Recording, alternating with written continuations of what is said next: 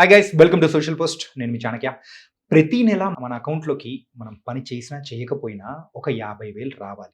ఎలాంటి ఇన్వెస్ట్మెంట్స్ అనేది కూడా మనం చేస్తే అది మనము అచీవ్ చేయొచ్చు. మరి తెలుసుకోవాలనుకుంటున్నారా? మరైతే దాని గురించి చెప్పడానికి ఇప్పుడు మనతో పాటు కూడా ఉన్నారు బి గిరిబాబు గారు, amphi registered mutual funds distributor. మరి సార్తో మాట్లాడదాం.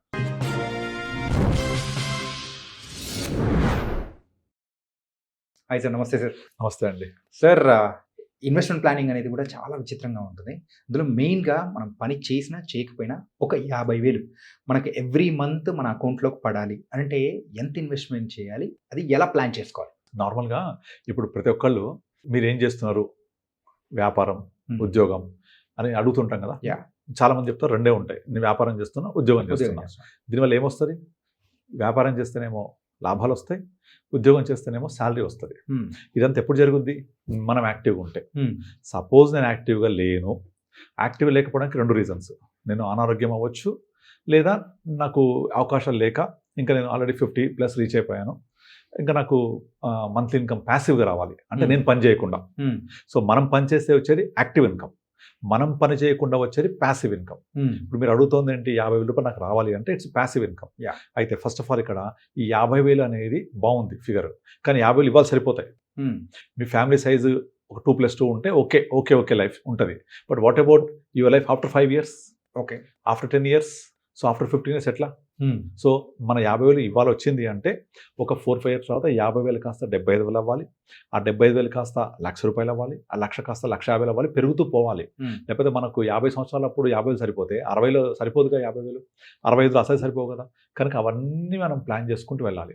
అలా ప్లాన్ చేయాలి అంటే ముందు నుంచి మన కార్పస్ బిల్డింగ్ మీద దృష్టి పెట్టాలి. ఇప్పుడు చాలామంది మనకు చాలా పాపులర్ వీడియోస్ ఉంటాయి SWP గురించి చెప్తూ ఉంటారు. నా దగ్గరకు అడుగుతుంటారు చాలామంది, నాకు మ్యూచువల్ ఫండ్స్ వద్దు, SIP వద్దు, SWP కావాలి, ఎందుకంటే డబ్బులు వస్తాయి కాబట్టి. సో డబ్బులు రావడం కాబట్టి అది ఎంచుకుంటారు. కానీ అది SWP అనేది ఒక కాన్సెప్ట్, అది ఇట్స్ నాట్ ఎ ప్రోడక్ట్. అదొక ఫండ్ కాదు, అదొక ఇన్వెస్ట్మెంట్ ప్లాన్ కాదు, అదొక కాన్సెప్ట్. ఈ కాన్సెప్ట్ ఏం చెప్తోంది? నార్మల్గా మనం చిన్నప్పుడు మన పెద్దవాళ్ళు ఏం చెప్పేవాళ్ళు, అరే నీకు ఒక 2 ఇళ్ళు కనుక ఉంటే ఒకటి ఉండు, ఒకటి కిరాయికి ఇవ్వు. చాలా మంది చేస్తుంటారు కదా, ఇల్లు ఎందుకు కొన్నారు, 2 అంటే కిరాయి కోసం, లైఫ్ లాంగ్ బతికేయచ్చు అని. లేదా కమర్షియల్ తీసుకుంటారు, దేనికోసం? ఆ కమర్షియల్ది రెంటల్ కోసం. సో రెంటల్ ఇన్కమ్ అనేది చాలా మందికి ఒక ప్యాసివ్ ఇన్కమ్ లాగా ఉపయోగపడుతూ ఉంటుంది. కానీ ఈ మధ్యకాలంలో ఏమైపోయింది, ఈ ప్యాసివ్ ఇన్కమ్ అనేది రెంటల్ మీద డిపెండ్ అయితే, టెనెంట్ లేడు, పరిస్థితి ఏంటి? రెంట్ రాదు. ఒక టెనెంట్ మారిపోయి కొత్త టెనెంట్ వస్తే మళ్ళీ అక్కడ మనకు చాలా ఖర్చులు ఉంటాయి. తర్వాత అది బిల్డింగ్ ఓల్డ్ అయినా కొద్ది రెంట్ రాదు. ఈ రెంటల్ ఇన్కమ్ కూడా ఒక రేంజ్ మించి పెరగదు. ఇప్పుడు ఎవరైనా ఒక 30-40 ఇచ్చినారు అంటే ఇంకా మ్యాక్సిమం అది ఓల్డ్ అయినా కొద్దీ ఇంకా రెంట్ పెద్దగా పెరగదు, మేబీ ఒక 1,000-2,000 అంతే. ఇంకా ఓల్డ్ అయితే వాళ్ళు ఎక్కువ పే చేయరు. అది ఇంకెక్కువ ఉంటే నేను ఇక్కడ కిరాయి కట్టి ఎందుకు ఉండాలి, ఇంట్లో నేనే ఒక లోన్ తీసుకొని కొనుక్కోవచ్చు కదా అని ఫీలింగ్ ఉంటుంది. అప్పుడు ఆ రెంటల్ ఇన్కమ్ అక్కడ డ్రాబ్యాక్ ఉంటుంది. అండ్ ఒక టెనెంట్ లేకపోతే రాడు. అందుకే ఇవన్నీ లేకుండా ఒక ఫ్లాట్ కొంటే ₹1,00,00,000 అవుతుంది. అలా ₹1,00,00,000కి లోన్ తీసుకొని లోన్కి EMI కట్టడం కోసం కిరాయికి ఇచ్చి ఇవన్నీ కష్టపడే బదులు ఆ లోన్ బదులు మనమే ఒక SIP చేసేసుకోవాలి. SIP చేసుకొని ఫస్ట్ మీ పోర్ట్ఫోలియో 1 crore క్రియేట్ చేసుకోండి. అది తొందరగా ఎంత ఎక్కువ చేస్తూ ఎంత టైం ఇస్తూ ఉంటే అంత తొందరగా క్రియేట్ అవుతుంది. అది ఎంత చేయాలి అంటే మనకు ఎంతైతే శాలరీ వస్తుందో అందులోంచి ఒక 15-20% పక్కన పెట్టి సిప్ చేసుకోవాలి. ఓవరాల్ ఒక 1 crore మనం పెట్టుకోవాలి. ఇది దేనికోసం? మీరు ఇప్పుడు 50,000 అడిగారు కదా, ఆ 50,000 టార్గెట్ రావడం కోసం ముందు నుంచి ఒక విత్తనం లాగా వేసుకుంటూ వెళ్ళాలి. అయిన తర్వాత 1 crore వచ్చినప్పుడు ఇమీడియట్లీ మనం ఏం చేయాలి, అందులో నుంచి స్ట్రైట్ ఫార్వర్డ్ 50,000 కాకుండా ఒక 5% మ్యాక్సిమం, అంటే 5% అని 1 crore ఎంత? 5 lakhs డివైడ్ బై 12 అరౌండ్ 40,000 వస్తుంది. ఆ 40,000 తోటి మనం సిస్టమేటికల్లీ విత్డ్రా చేసుకుంటూ వెళ్ళాలి. అలా చేసుకుంటూ వెళ్తుంటే మన కార్పస్ ఏమవుతుంది, 5% తీసుకుంటే కార్పస్ ఈజీగా ఇంకొక 4-5% పెరిగే స్కోప్ ఉంటుంది. అప్పుడు ఒక 4-5 years తర్వాత మీ 1 crore కాస్త 1.5 crore 1.6 crore వెళ్తుంది. అట్లీస్ట్ ఒక 5-6% 10%తో పెరిగితే, నువ్వు 5 ఇస్తున్నావు కదా, పెరిగే స్కోప్ ఎక్కువ ఉంటుంది. అప్పుడు 1.4 crore అయినప్పుడు అప్పుడు మనం నెమ్మదిగా దీన్ని 50,000 పెంచుకోవాలి. అట్లా ఎట్లయితే కార్పస్ పెరుగుతూ ఉంటుందో నెమ్మదిగా అట్లా మనము 50-60 మన వయసుతో పాటుగా ఎవ్రీ 3-4 years కోసం రివ్యూ చేసుకొని పోర్ట్ఫోలియో మీద 1.5 crore ఉన్నప్పుడు అగైన్ 5%, అప్పుడు ఆల్మోస్ట్ ఎంత వస్తుంది మన 1.5 crore అంటే ఆల్మోస్ట్ 7.5 lakh వస్తుంది. డివైడ్ బై అగైన్ 12 అంటే అరౌండ్ 60,000 వచ్చేస్తుంది. అట్లా 60 ఫస్ట్ 40 తర్వాత 50 తర్వాత 60 70 పెంచుకుంటూ వెళ్తే ఈ పెరిగే ఖర్చుల్ని తట్టుకోవచ్చు. మీకు చాలా ఇన్సూరెన్స్ పాలసీలు, చాలా మంది పెన్షన్ పాలసీస్ తీసుకుంటారు. మీరు గుర్తుంటే ఒక 10 ఏళ్ల క్రితం పెన్షన్ పాలసీస్ చాలా పాపులర్ ఉండే. ఈ పెన్షన్ పాలసీస్ ఎందుకు ఫేడ్ అవుట్ అయిపోయినాయి? రీజన్ ఏంటంటే ఈ పెన్షన్ పాలసీస్లో యాన్యుటీ ఉంటుంది. ఈ యాన్యుటీ వచ్చేసి 6.5%, 6% అనేది అప్పుడున్న ప్రివైలింగ్ రేట్తో డిసైడ్ చేస్తారు. మీకు పెన్షన్ స్టార్ట్ అయిన తర్వాత ఆ 6.5% ఏదవుతుందో అదే కంటిన్యూ అవుతుంది. ఎప్పటిదాకా? ఆ పాలసీ ఇంతకాలం కంటిన్యూ అవుతుంది. దాంట్లో ఆప్షన్స్ ఉంటాయి. ఐదర్ మీరు లైఫ్ లాంగ్ ఉన్నంత వరకు, లేదంటే సర్టెన్ పీరియడ్, లేదా మీ తదనంతరం వైఫ్కి, ఇట్లా ఆప్షన్స్ ఉంటాయి. ఏ ఆప్షన్ పెట్టుకున్నా 6% నుంచి పెరగదు. ఓకే, ఆ ఫిక్స్ ఉంటుంది. మరి మీ ఖర్చులు ఆగుతాయా? ఆగవు. 50 తర్వాత ఎంత ఉన్నాయో 60 ఇంకా పెరిగిపోతాయి. మెడికల్ ఎక్స్పెన్స్ పెరుగుతాయి. ఇవన్నీ పెంచాలి అంటే ఆ పెన్షన్ పాలసీలో ఆప్షన్ ఉండదు. రెండోది, pension is taxable because that is annuity. ఎలా ట్యాక్సబుల్? అది మీ పర్సనల్ ట్యాక్స్ లా ప్రకారంగా ట్యాక్సబుల్ అవుతుంది. అంటే మీరు ఏ బ్రాకెట్లో ఉంటే ఆ బ్రాకెట్ మార్జినల్ ట్యాక్సేషన్ పడుతుంది అందులో. కనుక అందుకనే ఈ పెన్షన్ పాలసీస్ ఫేడ్ అవుట్ అయిపోయినాయి. అందుకే ఎల్ఐసి పెన్షన్ పాలసీస్, వేరే వేరే ఎస్బీఐ లైఫ్ పెన్షన్ పాలసీస్ ఉంటాయి కదా, వాటిల్లో annuity fixed which is taxable, which will not change any time. అలా కాకుండా మ్యూచువల్ ఫండ్స్లో వెల్త్ క్రియేట్ చేసుకొని దాని ద్వారా ఒక కార్పస్ వచ్చిన తర్వాత మెల్లమెల్లగా మీ సరిపడ ఎంత అవుతుంది, 40-50 సరిపోతే అంతా నెమ్మదిగా, అంటే ఎట్లా తీసుకోవాలంటే దాన్ని ఒక 1 crore ఉంటే ఎగ్జాంపుల్ చెప్తున్నాను. ఫస్ట్ ఇనిషియల్గా 4.5% పెట్టుకోవాలి. నెమ్మదిగా కార్పస్ పెరుగుతుంటే పర్సెంటేజ్ పెంచుకుంటే వెళ్ళండి. అటు కార్పస్ 1.5 crore అవుతుంది. అలా అయితే అప్పుడు మీరు అగైన్ దాంట్లో 6% పెట్టుకోండి. అప్పుడు ఆటోమేటిక్గా 40 కాస్త 60 అవుతుంది. మళ్ళీ ఇంకో 4-5 yearsకి 1.5 crore 2 crores అవుతుంది. అగైన్ అప్పుడు 6% పెట్టుకోండి. అప్పుడు 1 lakh వచ్చేస్తుంది పర్ మంత్. అట్లా మీరు పెంచుకుంటూ వెళ్తూ ఉంటే ఇది మనమే సిస్టమేటికల్లీ విత్డ్రా చేస్తున్నాం కాబట్టి ఇది ఆగే అవకాశం ఉండదు. మార్కెట్ సంబంధం లేదు.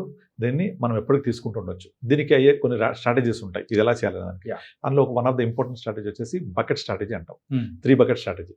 ఇప్పుడు మీరు కార్పస్ పెరిగింది కదా, అందులోంచి కొంతనేమో ఫుల్ ఈక్విటీ పెట్టేసేయాలి, ఒక 60%.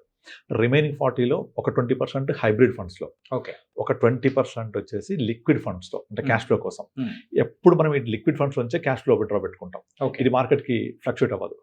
ఈ హైబ్రిడ్ వచ్చేసి నెక్స్ట్ లిక్విడ్ ఫండ్ నింపడానికి రెడీగా ఉంటుంది, లో ఇంపాక్ట్ తోటి. ఒక 50% మంచి ఫుల్ ఈక్విటీ ఫండ్స్లో ఉంటుంది. అది గ్రో అవుతూ ఉంటుంది.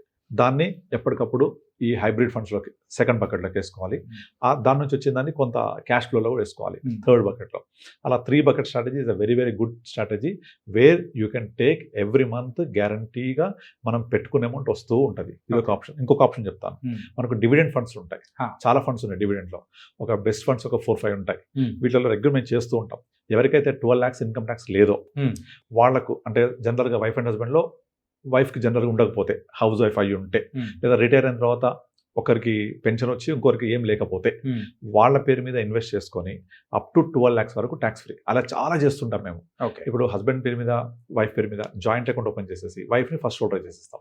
ఫస్ట్ హోల్డర్ చేసేస్తే ఆటోమేటిక్గా ట్యాక్స్ అనేది ఫస్ట్ హోల్డర్కి ఉంటుంది కాబట్టి ఆమెకు పడదు. ఇన్వెస్ట్మెంట్ హస్బెండ్ చేసేస్తాడు. అట్లా 1 crore చేస్తే కూడా మీకు డివిడెండ్ ఫండ్స్లో 8.5-9 ఇచ్చే ఫండ్స్ బోల్డ్ ఉన్నాయి. 9% per annum. So paid monthly. అంటే 1 crore మీద 9% అంటే 9 lakhs divide by 12 months is 75,000. Next month నుంచి వచ్చేస్తుంది. దీన్ని మేము పెన్షన్ కోసం వాడుకోవచ్చు, మీరు ఈఎంఐ కట్టడానికి వాడుకోవచ్చు. అట్లా మన ఒక క్లయింట్ నా దగ్గరికి వచ్చినప్పుడు ఒక 1 crore నా డబ్బులు ఉన్నాయి, 1.2 crore. దీన్ని నేను, మా ఆవిడేమో ఇల్లు కొనాలంటోంది, నేనేమో నా రిటైర్మెంట్ దగ్గర వచ్చింది కాబట్టి ఇన్వెస్ట్మెంట్ అని అడుగుతున్నారు. నేను రెండూ చేశాను. ఇల్లు కొనుక్కోండి, ఇంకా మీరు ఆల్రెడీ ఒక 5 years ఉంది కాబట్టి కెరియర్, లోన్ తీసేసుకోండి. లోన్ తీసేసుకొని ఆ లోన్ ఒక 10 years పెట్టుకోండి. దానికోసం ఈఎంఐ ఇక్కడి నుంచి కట్టుకోండి.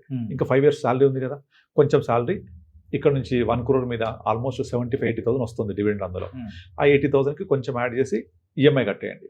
5 years తర్వాత ఎంతైతే మీకు అవుట్స్టాండింగ్ ఉందో, రిటైర్మెంట్ బెనిఫిట్స్ వస్తాయి, కొంచెం కట్టేయండి. ఈ పోర్ట్ఫోలియో పెరిగి ఉంటుంది కొద్దిగా, అది కట్టేసేయండి. మొత్తానికి ఒక 5 to 8 yearsలో ఆ లోన్ క్లియర్ చేస్తే మీ డబ్బులు మీ దగ్గరే ఉంటాయి. అట్లీస్ట్ 5-8 years తర్వాత 1 crore చాలు కదా, అదంతా క్లియర్ చేయడానికి ఉపయోగపడ్డాయి ఇవన్నీ. దీని గ్రోత్ ఇది ఆ మాత్రం ఉన్నా కూడా మళ్ళీ 8 years తర్వాత మళ్ళీ సేమ్ క్యాష్ ఫ్లో రిటైర్మెంట్ పనికి వస్తుంది. సో రాదర్ తీసుకొని మనము ఇల్లు కొనుక్కునే బదులు దీన్ని పెట్టి మంత్లీ తీసుకొని దీన్ని ఈఎంఐకి వాడుకోవాలి. ఇక్కడ ప్రాబ్లం ఏంటంటే ఏజ్ ఆల్రెడీ 48-50కి వచ్చేసాడు, 55-56కి రిటైర్ అయిపోతాడు. 6 years వరకు ఇది హెల్ప్ అవుతుంది. ఎట్లా 6 years తర్వాత వాళ్ళు ఇప్పుడున్న ఇల్లు అప్గ్రేడ్ అవుతున్నారు, దాన్ని అమ్మేయచ్చు, ఓ 30-40 lakhs వస్తాయి, పిఎఫ్ డబ్బులు వస్తాయి, వాటితోటి లోన్ కొంచెం తీర్చేయచ్చు, కొద్దిగా మిగులుతుంది. ఇది పెరుగుతుంది అప్పటి వరకు కొంచెం, దాని నుంచి తీసేయచ్చు. అట్లా ప్లాన్ చేసుకొని 10 years లోపల లోన్ క్లియర్, నీ డబ్బులు ముట్టుకోవద్దు, ఇట్లే ఉంటాయి. ఇక అక్కడ నుంచి 60 నుంచి 80-90 ఎంత బతుకుతుంది అంతవల్ల మంత్ ఇన్కమ్ వస్తూనే ఉంటుంది అట్లా. సో దీన్ని ఇంత బెటర్గా వాడుకోవచ్చు మనం. So nice sir. ఈ ప్లాన్ అయితే చాలా చక్కగా చెప్పారు. అండ్ 3 బకెట్ స్ట్రాటజీ తోటి మీకు కావాల్సిన మంత్లీ ఇన్కమ్ని లైఫ్ లాంగ్ పక్కాగా మనం తీసుకుంటూ వెళ్ళొచ్చు. ఎంత 50,000. ఈ 50,000తో ఆగొద్దు. చాలా మంది చేసే మిస్టేక్ అదే. 50,000 అనేది వాళ్ళకి ఎప్పుడు కావాలో అప్పుడు మాట్లాడుకుంటారు. కానీ ఆఫ్టర్ దట్ ఇంక్రీజ్ అవుతుంది కదా, ఇన్ఫ్లేషన్ ఉంటుంది 6%, దాన్ని అడ్జస్ట్ చేసుకోవాలి. దాన్ని కూడా ప్లాన్ చేయాలి. So nice and thank you so much sir. Thank you.